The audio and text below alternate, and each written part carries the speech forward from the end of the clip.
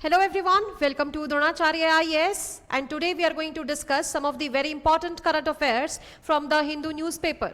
These current affairs are very important for your prelims, mains, interview and other exams as well. तो आइए शुरू करते हैं discussion. The very first article here is Supreme Court wary of denotifying waqf by user land.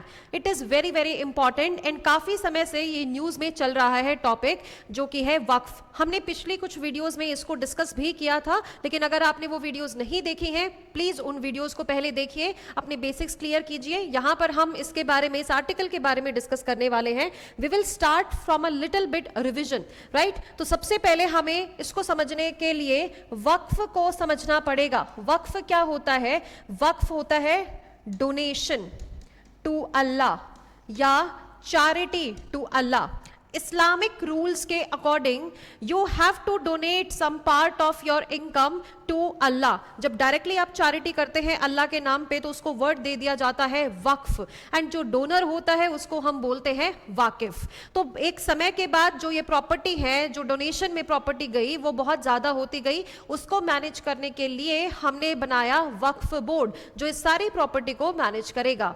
लेकिन वक्फ board में सिर्फ Muslims ही members हो सकते थे, एंड उसमें जो डिफरेंट रूल्स और रेगुलेशंस है जिस वजह से इसमें कुछ हमें रिपरकशंस देखने को मिले. इस प्रॉपर्टीज के यूज में हमें करप्शन देखने को मिला है. That is why now this new act, उम्मीद एक्ट, हैज बीन पास्ड. अब इसमें ये कितनी फंडामेंटल राइट्स के को हिंडर करती है, कितना ही इन्फ्रिंज करती है फंडामेंटल राइट्स को, ये इस आर्टिकल में डिस्कस किया गया है. एंड सुप्रीम कोर्ट का क्या कहना है इस एक्ट को लेके, कौन कौन से ऐसे पार्ट हैं इस एक्ट के जो यहां पर फंडामेंटल राइट्स के अगेंस्ट है, या फिर हम ये कह सकते हैं बेसिक स्ट्रक्चर ऑफ कॉन्स्टिट्यूशन के अगेंस्ट है, राइट. तो हमने डिस्कस किया वक्फ एंड वाकिफ, लेकिन जो वक्फ बोर्ड का मैनेजर होगा उसको हम क्या बोलेंगे? मुतवल्ली, राइट. This is important. ये डायरेक्टली आपसे प्रीलिम्स में पूछे जा सकते हैं कि इन वर्ड्स का मतलब क्या होता है. नाउ जो उम्मीद, जो अभी नई एक्ट आई है, वक्फ एक्ट आई है, उसमें कुछ इंपॉर्टेंट एडिशंस करे गए हैं. सबसे पहले हमें यह पता होना चाहिए कि वक्फ को कैसे यहां पर डिनोट किया जाता है, कौन कौन सी जो एक्ट्स हैं, किस तरीके से हम किसी प्रॉपर्टी को वक्फ बोल सकते हैं. वक्फ होता है, एक तो होता है कि आपने डोनेशन कर दिया, पब्लिकली डोनेट कर दिया है. दूसरा होता है जिसमें अलल औलाद हम जिस नाम से जानते हैं उसको हम इंग्लिश में बोल सकते हैं प्राइवेट प्रॉपर्टी. मतलब किसी इंसान ने वक्फ कर दिया है, अपनी प्रॉपर्टी को डोनेट कर दिया है चैरिटी के लिए, लेकिन उसका कुछ हिस्सा, उस प्रॉपर्टी की इनकम से जो कुछ हिस्सा जनरेट होगा वो उसके वंशज को भी जाएगा, वो उसके आयर्स को भी जाएगा, वो उसके बच्चों को भी जाएगा. मतलब उसकी फैमिली उसमें कुछ ना कुछ हिस्सा उसका यूज करेगी. तीसरा एक इंपॉर्टेंट कंसेप्ट जो कि न्यूज में भी है, that is Waqf by user. Waqf by user होने का क्या मतलब है कि हालांकि इसमें कोई एग्रीमेंट साइन नहीं हुआ है, कोई रजिस्ट्री नहीं हुई है कि इसको वक्फ में हम डोनेट कर रहे हैं, लेकिन over a long period of time किसी जमीन को यूज किया जा रहा है एज वक्फ. अब उस वक्फ पे शायद से मस्जिद भी हो सकती है, वक्फ पे ऊपर हॉस्पिटल भी हो सकता है, उसके ऊपर कोई मदरसा भी हो सकता है, या कोई नॉर्मल स्कूल भी हो सकता है, राइट. अब उस वक्फ की प्रॉपर्टी का कोई भी कागजात यहां पर मौजूद नहीं है, बट स्टिल उसको वक्फ मान लिया गया है क्योंकि एक बहुत लंबे समय से उसको यूज किया जा रहा है. अब जो ये नई एक्ट आई है 2025 की वक्फ एक्ट आई है, इसमें ये जो कंसेप्ट है वक्फ यूजर का, इसी के ऊपर सवाल उठाया गया है एंड बोला गया है कि हम इसको रिमूव करते हैं क्योंकि इसकी वजह से डिस्क्रिपेंसी आ रही है.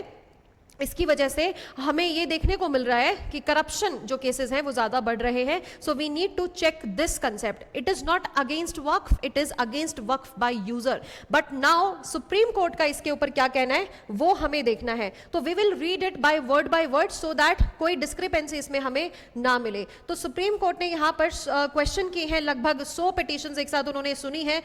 2 आवर का इनका सेशन हुआ है, तो उन्होंने कुछ टॉपिक्स पे डिस्कशन किया है. जैसे सबसे पहले क्या है, waqf by user category of property, इसके ऊपर क्वेश्चन किया है. साथ में allowing the non Muslims into waqf administration, कितनी ये बात सही है कितना नहीं है, बिकॉज जो ये वर्ड्स है जैसे कि नॉन मुस्लिम्स को आप अलाउ कर रहे हो, इसकी वजह से एंड वक्फ बाय यूजर को हटाने की वजह से ह्यूज एक डिस्टर्बेंस हमें देखने को मिली है. अगर हम स्पेशल केस की बात करें तो मुर्शिदाबाद में हमें ह्यूज वायलेंस देखने को मिली है. That is why it is being addressed, right. And तीसरा यहां पर बोला गया है कि जो स्टेट को पावर मिली है कि जो वक्फ बाय जो वक्फ बाय यूजर है, वक्फ प्रॉपर्टी है या नहीं है, उसके ऊपर स्टेट की ही जो पावर है उसके ऊपर भी यहाँ पर क्वेश्चन किया गया है। तो इसमें 3 पॉइंट में सुप्रीम कोर्ट के justice chief Justice of India ने यहाँ पर 3 पॉइंटर्स दिए हैं। सबसे पहले हम यहाँ बात करते हैं कि उन्होंने सजेस्ट किया है कि ऑलरेडी जो वक्फ बाय यूजर के तहत जो प्रॉपर्टी ऑलरेडी वक्फ है, वक्फ करार कर दी गई है, बेशक उनके रिकॉर्ड्स हैं या नहीं है, आप उनको वक्फ ही रहने दीजिए, उन प्रॉपर्टीज को आप यहां पर नहीं रिमूव करेंगे। Waqf by courts that already declared waqf by court, court ने जब उनको वक्फ डिक्लेयर कर दिया है तो आप उनको वक्फ की तरह ही ट्रीट करेंगे, आप उनको सीज नहीं करेंगे। दूसरा यहां पर बोल रहे हैं कि जो गवर्नमेंट ऑफिसर इसमें लुक इनटू करेगा, वो देखेगा, जांच करेगा कि ये वक्फ प्रॉपर्टी एक सही तरीके से वक्फ इसको डिक्लेयर किया गया है या इसमें कोई करप्शन है या इसमें कोई भी मनी लॉन्ड्रिंग का केस है, तो वो ऑफिसर उसको चेक करता ही रहेगा। लेकिन तब तक जब तक ये जो प्रॉपर्टी है ये इलीगल डिक्लेयर नहीं होती, इलीगल वक्फ नहीं डिक्लेयर होती, तब तक उस प्रॉपर्टी को आप सीज भी नहीं कर सकते हैं, राइट। जो ऑफिसर है that will continue to look into whether a property was Waqf for government और नॉट, लेकिन उसको आप फ्रीज नहीं कर सकते हैं। And third most important here is that appointment of the non Muslim as ex officio members, ये जो अपॉइंटमेंट है यहां पर आप सिर्फ और सिर्फ एक्स ऑफिशियो मेंबर्स को ही कर सकते हो। बोर्ड में आप अपॉइंट कर सकते हो नॉन मुस्लिम को, उन्होंने हाँ बोल दी है, लेकिन एक्स ऑफिशियो मेंबर्स के फॉर्म में सेंट्रल वक्फ काउंसिल चाहे बोर्ड हो, उन दोनों में आप यहां पर प्रोवाइड कर सकते हैं, बशर्ते साथ में दूसरे जो मेंबर्स रहेंगे वो सारे मुस्लिम्स ही होंगे। आप नॉन मुस्लिम्स को एंट्री दे सकते हैं, लेकिन सिर्फ और सिर्फ बोर्ड के एक्स ऑफिशियो मेंबर्स बना के ही दे सकते हैं, क्योंकि यहां पर ये बोला गया है, जैसे कि वैसे तो ये है पार्लियामेंट्री लॉ, पार्लियामेंट यहां पर लॉ लेगा, इंटरवीन नहीं करना चाहिए, लेकिन जो सिचुएशंस है, इंसर्जेंसी है जो इतनी बढ़ गई है, जिसकी वजह से यहां पर ये स्टेप सुप्रीम कोर्ट की तरफ से उठाया गया है। फिर यहां पर एक बात पूछी गई है कि जैसे ब्रिटिशर्स से पहले, ब्रिटिशर्स तो बहुत बाद में आए और फिर वो एक रजिस्ट्रेशन ऑफ प्रॉपर्टी एक्ट लेके आए, लेकिन उससे पहले जो 14, 15, 17 सेंचुरी में जो डेवलपमेंट हुई है, वक्फ प्रॉपर्टीज जो बनाई गई हैं, उनके कोई भी कागजात यहां पर मौजूद नहीं है। आप उनको कैसे ये बोलोगे कि वक्फ बाय यूजर है या नहीं है? हाउ कैन यू से कि अब ये इतने समय से जो यूज हो रही है, इनके कोई डॉक्यूमेंट्स नहीं है, इनको कैसे आप प्रूव करोगे? क्या अब ये सब जो है इस एक्ट के थ्रू वॉइड हो जाएंगे? फिर ये प्रॉपर्टी किसके पास जाएगी? क्या इसका प्रोसीजर होगा? ये यहां पर पूछा गया है। देन इसमें बोला गया है हाउ टू रजिस्टर, बोला गया कि यहां पर बोल रहे हैं कि एक डिजिटल रजिस्टर हम मेंटेन करेंगे वक्फ प्रॉपर्टी का, एंड अगर 6 महीने के अंदर अंदर, जैसे ही एक्ट लागू होती है उसके 6 महीने के अंदर अंदर आपने क्या करना है? रजिस्टर कराना है। लेकिन यहां पर यह सवाल उठाया गया है कि रजिस्ट्री कराने के लिए भी तो कुछ डॉक्यूमेंट्स चाहिए होंगे, अगर वो डॉक्यूमेंट्स हैं ही नहीं तो आप रजिस्टर कैसे करोगे? एंड अगर रजिस्ट्री नहीं हुई तो इसमें एक प्रोविजन है कि प्रॉपर्टी को सीज कर लिया जाएगा। लेकिन अगर जब तक आप उसको प्रोवाइड नहीं कर रहे हो, आपने यहां पर प्रूव ही नहीं किया है कि ये प्रॉपर्टी वक्फ है या नहीं, तो आप उसको अभी जैसे सुप्रीम कोर्ट ने बोला है कि उसको आप सीज नहीं कर सकते हो। सो इसमें बहुत सारी कंट्रोवर्सीज हमें देखने को मिल रही हैं, राइट। लास्ट में बोला है कि जो चैरिटी है वो एक बहुत ही इंपॉर्टेंट एस्पेक्ट है इस्लाम का, उसके ऊपर यहां पर जो रेगुलेशंस हम लगा रहे हैं उसकी वजह से जो हमारी फंडामेंटल राइट्स हैं उनमें इंफ्रिंजमेंट देखने को मिल सकती है खासा। अगर हम बात करें disclose, okay, just a second. Disclose यहाँ पर बात करी है, they said this is in violation of article 26, that is right to form and maintain institution for religious and charitable institutions। क्योंकि जो प्रॉपर्टी ऑलरेडी वक्फ की तरफ से यूज हो रही है उसके ऊपर कोई भी एस्टेब्लिशमेंट है, तो उसमें आप यहाँ पर उसको वॉइड डिक्लेयर नहीं कर सकते जस्ट बिकॉज ये बहुत पुराने जमाने में बनाई गई थी एंड उसके ऊपर तब उस समय पर कोई एक्ट, कोई कानून नहीं होता था, एंड वो प्रॉपर्टीज के कागजात अब कहाँ से आप लाएंगे एंड कैसे आप इनको डिक्लेयर करेंगे, राइट। तो यहाँ पर बोला है, चीफ जस्टिस ने ही बोला है कि कम्युनल वायलेंस जो वेस्ट बंगाल में मुर्शिदाबाद मैंने आपको बताया, that is very very disturbing and that is why उसके ऊपर बहुत ही जल्दी स्टेप लेने की जरूरत है। ठीक है, तो यहां पर ये बात करी गई है, जो denotification of Waqf by user properties would lead to a huge problem, because denotify अगर आप करेंगे वक्फ बाय यूजर प्रॉपर्टी को तो उससे एक बहुत बड़ी प्रॉब्लम आने वाली है, क्योंकि जो बहुत पुराने समय में, पुरानी सेंचुरीज में जो भी मस्जिद एंड जो भी स्कूल से जो भी एस्टेब्लिशमेंट्स बनाए गए थे वो उनका कोई भी यहाँ पर रिटर्न रिकॉर्ड प्रेजेंट ही नहीं है, एंड नहीं है तो how can you declare all these properties void. तो इसके ऊपर अभी बहुत सारी और पिटिशंस डलनी बाकी हैं, अभी और इस पे हियरिंग होगी एंड देखना है है कि आगे जाके कैसे इस एक्ट को लागू किया जाता है, नहीं किया जाता, कितने चेंजेस आएंगे, it is going to take time, but here for now what is important for you is what is waqf, what is wakif, what is mutawalli and waqf board का क्या सिग्निफिकेंस है। ऑल्सो जो नई एक्ट आई है उसके अकॉर्डिंग ये बोला गया है कि जो अब वक्फ ट्रिब्यूनल है उसकी अपील्स कहाँ जा सकती हैं, उसकी अपील्स जा सकती हैं हाई कोर्ट में, ठीक है। एंड वक्फ जो ट्रिब्यूनल है उसमें भी नॉन मुस्लिम्स को एंट्री दे दी गई है, ठीक है। तो इसीलिए बहुत जो ह्यूज वायलेंस है वो हमें देखने को मिल रही है। यहाँ पर भी आर्टिकल में आपको देखने को मिलेगा, Murshidabad violence was preplanned, हर रोज ही हमें ये आर्टिकल देखने को मिल रहे हैं, राइट तो यहां पर ये आर्टिकल है, CJI recommends Justice BR Gavai as a successor. This is very very important from prelims and mains point of view. Let us discuss this article in detail. सबसे पहले हमें ये पता होना चाहिए कि फिलहाल चीफ जस्टिस ऑफ इंडिया, जो सर्विंग इंडियन चीफ जस्टिस हैं, वो 51st Chief Justice of India हैं, राइट। एंड इससे पहले यहां पर जो 50th chief Justice of India थे उनका नाम था चंद्रचूड़। ये आपको याद होगा, if I am not wrong, आप सभी को ये पता होनी चाहिए। 50th that is important number, important mark, तो आपको पता होना चाहिए। किसी भी एग्जाम में आपसे पूछा जा सकता है, क्रोनोलॉजिकली पूछा जा सकता है 50 कौन, 51st कौन एंड 52nd कौन। 52nd हालांकि अब ये पॉइंट होने वाले हैं because the serving Chief Justice Sanjiv Khanna that is he is going to retire on 13th May and उसके बाद नेक्स्ट जो चीफ जस्टिस ऑफ इंडिया है 52nd वो यहाँ पर अपॉइंट हो जाएंगे, right. This is important. Now appointment को लेकर अगर हम बात करें, आर्टिकल 124(2) के according chief Justice of India will be appointed by president of India, right लेकिन क्या इसके लिए कोई स्पेसिफिक क्वालिफिकेशन मेंशन है? क्या इसके कौन सा इसमें एक जो ट्रेंड है वो फॉलो किया जाए? क्या कॉन्स्टिट्यूशन ने ये बोला है?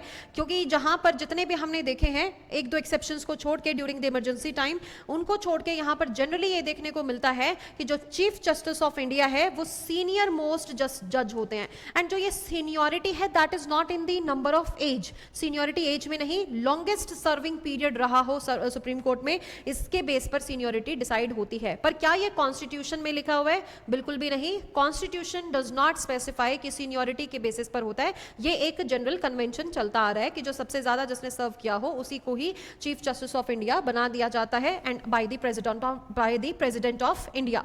लेकिन अब यहां पर क्या बात है कि क्वालिफिकेशन भी कोई मैटर करता है क्या? यहां पर कैसे आप यहां पर इनको अपॉइंट करेंगे? क्वालिफिकेशन कैसे आप यहां पर बताएंगे? तो क्वालिफिकेशन में मिनिमम एज तो नहीं है, लेकिन मैक्सिमम एज डेफिनेटली मेंशन है, that is 65 years. 65 years is maximum, minimum age उसमें कोई भी मेंशन्ड नहीं है। यहीं से हम ये बोल सकते हैं कि सीनियर मोस्ट जज ऑफ द सुप्रीम कोर्ट ये एक नॉर्मल कन्वेंशन है, ये कॉन्स्टिट्यूशन में मेंशन नहीं है। तो क्वालिफिकेशन के नाम पे अगर हम ये देख सकते हैं सिटीजन ऑफ इंडिया होने चाहिए, राइट। एंड जैसे क्वालिफिकेशन जिस तरीके से अपॉइंट किए जाते हैं सुप्रीम कोर्ट के जज, उसी तरीके की क्वालिफिकेशन यहाँ पर चाहिए। वो क्वालिफिकेशन क्या है? सिटीजन ऑफ इंडिया होने चाहिए, हाई कोर्ट के जज होने चाहिए, 5 इयर्स और मोर उन्होंने सर्व किया हो हाई कोर्ट के जज के रूप में, या फिर 10 या 10 से ज्यादा साल तक उन्होंने वो एडवोकेट रहे हो हाई कोर्ट में, राइट, या 10 से ज्यादा साल तक रहे हो।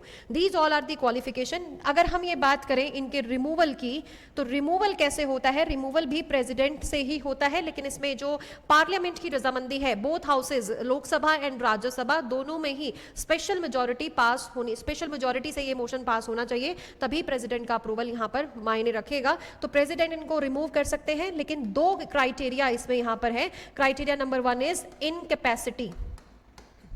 इनकैपेसिटी और प्रूव्ड मिसबिहेवियर। ये दो यहां पर हमें इंपॉर्टेंट एस्पेक्ट देखने को मिलते हैं। क्या ये कॉन्स्टिट्यूशन में मेंशन है? डेफिनेटली मेंशन है। क्या ये यहां पर डिफाइंड है कॉन्स्टिट्यूशन में कि इनकैपेसिटी क्या है, प्रूव्ड मिसबिहेवियर क्या है? No, this is not defined, right. Then according to article, फिर यहां पर हम देख लेते हैं कि जो इनका फंक्शन है, एक दो फंक्शन के बारे में बात कर लेते हैं। तो chief Justice of India plus 4 senior most जजेस बनाते हैं कोलिजियम, एंड इसी कोलिजियम के एडवाइस पर प्रेसिडेंट अपॉइंट करते हैं supreme court and high court के जजेस को, ठीक है। दूसरा इसमें एक इंपॉर्टेंट एस्पेक्ट हमें देखने को मिलता है कि चीफ जस्टिस ऑफ इंडिया को ही बोला जाता है मास्टर ऑफ द रोस्टर, मतलब chief Justice of India he decide करते हैं कब किस केस की हियरिंग होनी है, किसने इस केस को हियर करना है। तो जो मेन शेड्यूल है that is decided by Chief Justice of India only, and Chief Justice of India under article 127 can appoint ad hoc Supreme Court जज इन केस ऑफ इमरजेंसी या इन केस ऑफ नीड। जो non permanent seat है जो add होक जज है supreme court के, वो ये अपॉइंट कर सकते हैं। साथ में चीफ जस्टिस ऑफ इंडिया के पास ही ये एक पावर होती है कि अगर उनको दिल्ली से, बिकॉज फिलहाल जो सीट है वो दिल्ली में है सुप्रीम कोर्ट की, तो उसको अगर उन्होंने शिफ्ट करना है किसी भी दूसरे शहर में इंडिया के, तो वो शिफ्ट कर सकते हैं। लेकिन इसमें एक इंपॉर्टेंट एस्पेक्ट ये है कि उनको प्रेसिडेंट का अप्रूवल चाहिए ही। So these two were the most important article. Rest articles are about the China only. जो चाइना एंड यूएसए का जो ट्रेड वॉर चल रहा है उसी के ऊपर यहाँ पर मेजर डिस्कशंस आजकल चल रहे हैं उनके बारे में। तो कैसे जो टैरिफ वॉर है, बिकॉज यू नो दैट अप्रैल 2 को एक लिबरेशन डे मनाया गया था बाय यूएसए गवर्नमेंट, एंड उसके बाद उसके ऊपर बहुत सारी चर्चाएं हुई हैं। हमने भी पिछले वीडियोस में बहुत डिस्कस किया है इसके ऊपर, तो you can watch those videos also.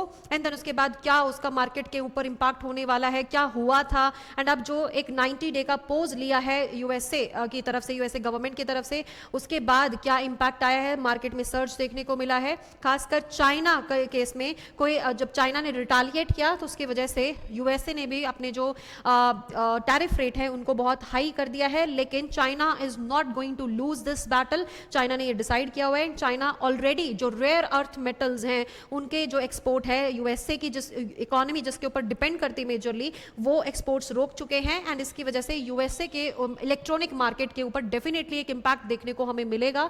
But there is no near sightedness, there is no हमें ऐसे आसपास भी कोई भी ऐसा डिसीजन नहीं देखने को मिल रहा है कि या तो यूएसए ही झुक जाए या फिर चाइना ही झुक जाए। एंड इसकी वजह से ग्लोबलाइज्ड जो इकोनॉमी है उसके ऊपर क्या इंपैक्ट पड़ने वाला है ये हमें अपकमिंग डेज में ही पता चलेगा। लेकिन फिलहाल ये बोला जा रहा है कि जो यहाँ पर फार्मास्यूटिकल कंपनी है उसके ऊपर फिलहाल कोई असर नहीं देखने को मिलेगा, लेकिन बाकी जो इन्फ्लेशन हैं वो डेफिनेटली हमें बढ़ती हुई दिख रही हैं। Right, so keep reading the newspaper, watch the video, like the video, subscribe the channel. Thank you and have a nice day.